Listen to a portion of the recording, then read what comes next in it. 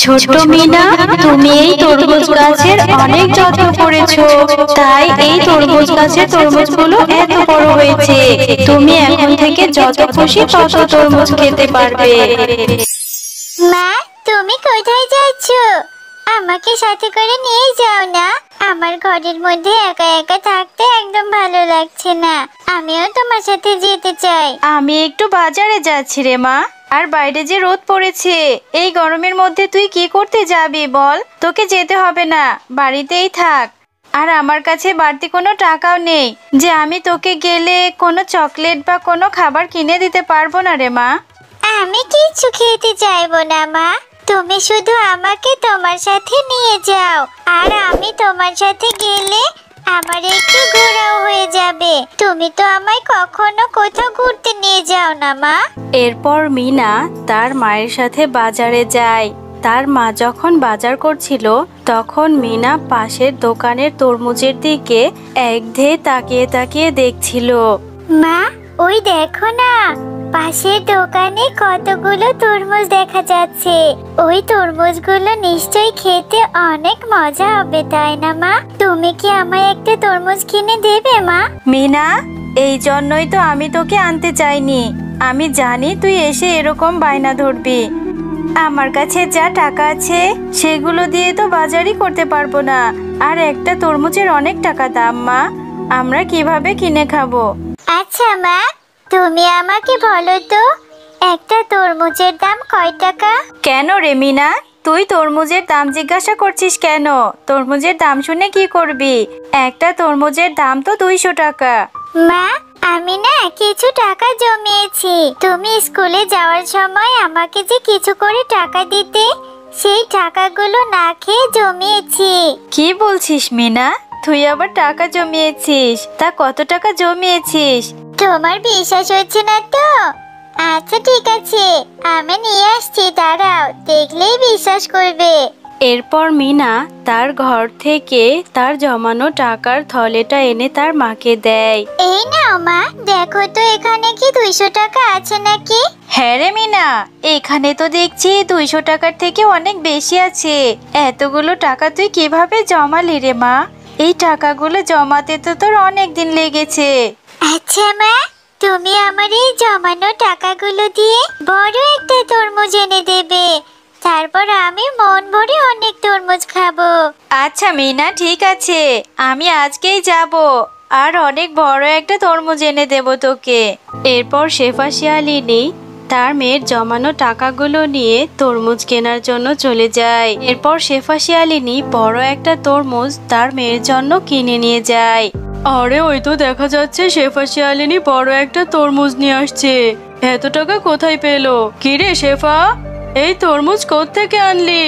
আরে বাঘিনী মাম্মি যে, তরমুজটা বাজার থেকে কিনে নিয়ে এলাম, আমার মেয়ে খেতে চেয়েছে তাই। বাহ, কতদিন ধরে একটা তরমুজ খেতে ইচ্ছে করছে। এবার শেফাকে মিথ্যে কথা বলে ওর তরমুজটা আমি নিজেই খাবো। আরে শেফা দাঁড়া, যাচ্ছিস কোথায়? ঠিক তো দিব্যি খেয়ে দে ভালোই আছিস। তোর বৃদ্ধ মাটার কি খোঁজ খবর রাখিস? তোর মা যে খুবই অসুস্থ, তোকে যেতে বলেছে। তোকে নাকি খুব দেখতে ইচ্ছে করেছে। এটা তুমি কি বলছো বাঘিনী মামি? আমার মা অসুস্থ? আমি এক্ষুনি যাচ্ছি, কিন্তু এই তরমুজটা যে আমার মেয়ের কাছে দিতেই হবে। আমার মেয়েটা যে তরমুজ খাওয়ার আশায় বসে আছে। আরে শেফা, তুই এটা নিয়ে চিন্তা করিস না একদম। তুই তরমুজটা আমার বাড়িতে রেখে যা, আমি এক্ষুনি তোর মেয়ের কাছে তরমুজটা পৌঁছে দিয়ে আসবো। তুই তাড়াতাড়ি তোর মায়ের কাছে যা। তুমি খুব ভালো গো বাঘিনী মামি। ঠিক আছে, আমি তোমার এখানে রেখে যাচ্ছি। তুমি আমার মেয়েটাকে তরমুজটা দিয়ে এসো, আর আমি আমার মাকে দেখে আসি। এরপর শেফা শিয়ালিনী তরমুজটি বাঘিনীর বাড়িতে রেখে তার বৃদ্ধ মাকে দেখতে যায়। মা, তুমি কেমন আছো? তোমার শরীরটা ঠিক আছে তো? শুনলাম তুমি নাকি অসুস্থ। বাঘিনী মামি আমাকে বললো, তাই ছুটে চলে এলাম তোমাকে দেখতে। হ্যাঁ রে মা, এসেছিস, ভালো করেছিস। তা আমার দিদি ভাইকে সাথে করে নিয়ে আসতি, আর আমি তো অসুস্থ হইনি, আমার শরীরটা তো ঠিকই আছে। তুমি ঠিক আছো? তুমি অসুস্থ হওনি? তাহলে বাঘিনী মামি আমাকে মিথ্যা কথা কেন বললো? আমার এক্ষুনি বাড়িতে যেতে হবে। আমার মেয়েটাকে আমি একা রেখে এসেছি। আমি তাহলে আজকে যাই মা, অন্য একদিন আসবো। কে বলি না এলি, এক্ষুনি চলে যাবি? একটু জল খাবার তো খেয়ে যা। সাবধানে যাস মা, আবার আসার সময় মিনা দিদি ভাইকে নিয়ে আসবি কিন্তু। মা, তুমি আসতে এত দেরি করলে কেন? আর তুমি না আমার থেকে টাকা নিয়ে গেলে, বললে যে আমার জন্য তরমুজ আনবে। আমার তরমুজ আনোনি কেন রে মিনা, তুই কি তাহলে তরমুজ খাসনি? আমি যে বাঘিনী মামির কাছে তরমুজ কিনে পাঠিয়ে দিলাম, তাহলে কি বাঘিনী মামি তোকে তরমুজটা দিয়ে যায়নি? কই না তো, আমাকে তো কেউই তরমুজ দিয়ে যায়নি। আমি তো সেই কখন থেকে উঠোনে তোমার জন্য বসে আছি। তুমি তরমুজ আনবে আর আমি খাবো। তাহলে বাঘিনী মামি হয়তো আমাকে মিথ্যে কথা বলে ঠকিয়ে তরমুজটা নিজেরাই খেয়ে নিয়েছে। থাক মা, তুই মন খারাপ করিস না, আমি টাকা জমিয়ে তোকে তরমুজ কিনে দেব। আচ্ছা ঠিক আছে, তরমুজ তো খাওয়াই হলো না। আমি তাহলে মাঠে গিয়ে বন্ধুদের সাথে একটু খেলা করে আসি। ঠিক আছে যা, কিন্তু সন্ধে হওয়ার আগে তাড়াতাড়ি বাড়িতে ফিরে আসবি কিন্তু। জানিস মিনা, আজকে না আমি অনেক বড় একটা তরমুজ খেয়েছি। আমার মা আমার জন্য তরমুজ এনেছিল, কি যে মজা লেগেছে। ও, তরমুজ খেয়েছিস? আমারও না তরমুজ খেতে খুব ইচ্ছে করে। এখন তো অনেক দেরি হয়ে যাচ্ছে, চল বাড়িতে চলে যাই। এরপর খেলা শেষ করে মিনা বিনার সাথে বাড়ির দিকে যেতে থাকে। আর যেতে যেতে সে বিনাদের বাড়ির সামনে কিছু তরমুজের খোসা এবং বীজ দেখতে পায়। বিনা, তোরা তরমুজ খেয়েছিস আর তরমুজের বীজ আর খোসাগুলো ফেলে রেখেছিস? আমি তাহলে এই বীজগুলো নিয়ে যাই, তারপর বাড়ির উঠোনে লাগিয়ে দেব। অনেক তরমুজ হবে। ঠিক আছে মিনা, তুই এগুলো নিয়ে যা। আর মা এগুলো তো ফেলে দিয়েছিল। এরপর মিনা ফেলে রাখা সেই তরমুজের বীজগুলো উঠিয়ে বাড়িতে নিয়ে যায় আর বাড়িতে গিয়ে তার উঠোনে রোপণ করতে থাকে। আরে মিনা, তুই এগুলো কি রোপণ করলি? আর এগুলো তুই কোথায় পেলি? মা, আমি যখন বিনাদের বাড়ির সামনে দিয়ে বাসায় ফিরছিলাম, তখন আমি ওদের বাড়ির সামনে কিছু তরমুজের খোসা ও বীজ পেয়েছি। আর সেই বীজগুলো বাড়িতে নিয়ে এসে রোপণ করেছি। এর থেকে গাছ হবে, তরমুজ হবে, আর আমি মন ভরে তরমুজ খাবো। ও, আমার টাকার কেনা তরমুজ খেয়ে বীজগুলো আর খোসাগুলো ওখানে ফেলে রেখেছে, আর সেগুলো তুই কুড়িয়ে নিয়ে এসেছিস? পাগলি কোথাকার। কিছুদিন পর সেই বীজগুলো থেকে একটা চারা গাছ হয়, আর সেই চারা গাছের মিনা অনেক যত্ন নিতে থাকে। এভাবে কয়েক মাস পর সেই চারা গাছটি অনেক বড় হয়ে যায়, আর সেই গাছে অনেকগুলো তরমুজ ধরে। মা, দেখো আমাদের গাছে কত তরমুজ ধরেছে।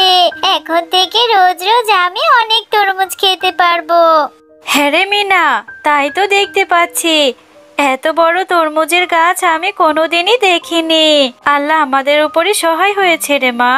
হ্যাঁ শেফা শিয়ালিনী, তুমি ঠিকই বলেছো। তোমার ছোট মেয়ে মিনা এই গাছটির অনেক যত্ন করেছে, তাই আল্লাহ তোমাদের উপর রহম করেছে। এই গাছের তরমুজ কোনোদিনই শেষ হবে না, আর তোমরা এই গাছের তরমুজগুলো যত খুশি বিক্রি করতে পারবে। এ বাবা, এই তরমুজ দেখে আবার কথাও বলে। তুমি এগুলো কি বলছো, জাদুর তরমুজ? আচ্ছা ঠিক আছে, এখন থেকে এই তরমুজগুলো আমি বাজারে বিক্রি করব। এরপর থেকে শেফা শিয়ালিনী তরমুজগুলো বাজারে বিক্রি করতে থাকে, আর একদিন বাঘিনী এসে সেটা দেখে ফেলে। আরে শেফা, তুই এতগুলো তরমুজ কোথায় পেলি? আবার তরমুজের ব্যবসাও শুরু করেছিস? এরপর শেফা শিয়ালিনী সরল মনে বাঘিনীকে সব কথা খুলে বলে। বুঝলি বিনা, মিনাদের বাড়িতে নাকি এক জাদুর তরমুজ গাছ আছে। সেই গাছের তরমুজ নাকি কখনোই শেষ হয় না। আজকে রাতে গিয়ে সব তরমুজগুলো আমি চুরি করে নিয়ে আসব। মা, তুমি মিনাদের বাড়িতে চুরি করতে যাবে?